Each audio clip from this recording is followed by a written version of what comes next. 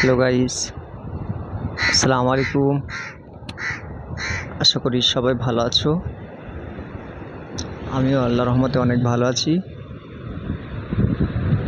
আমি এসেছি আমাদের যে আইল্যান্ডে আমরা বসবাস করি, এই আইল্যান্ডের একটা ছোট্ট দ্বীপ। এই দ্বীপে এসেছি, দেখতে পাচ্ছেন জনশূন্য, ফাঁকা, কেউ নেই আপাতত। সন্ধ্যার টাইম, সন্ধ্যা প্রায় হয়ে এসছে।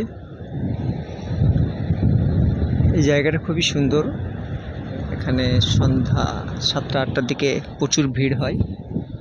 এই যে দেখতে পাচ্ছেন, চেয়ার পাতা আছে, টেবিল আছে।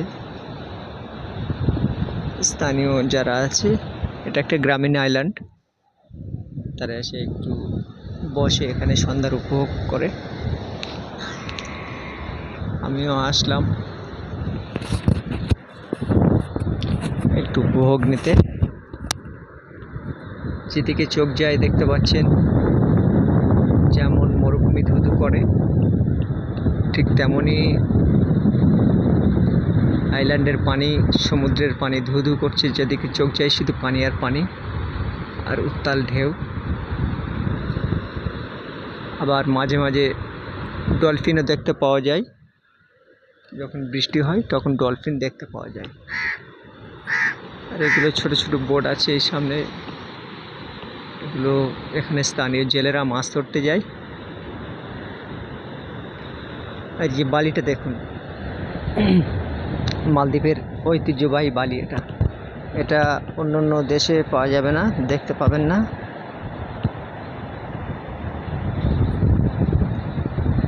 এটা শুধুমাত্র মালদ্বীপে দেখতে পাওয়া যায়। আর এই গাছে ঝোলানো আছে ছোট ছোট দোলনা বাচ্চাদের জন্য। খুবই সুন্দর মনোরম পরিবেশ।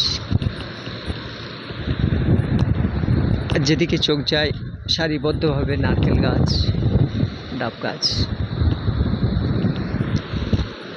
তো গাইস, ভ্রমণ পিপাসু যারা, তারা এই মালদ্বীপে আসতে পারেন। মালদ্বীপে এসে ভ্রমণ করুন।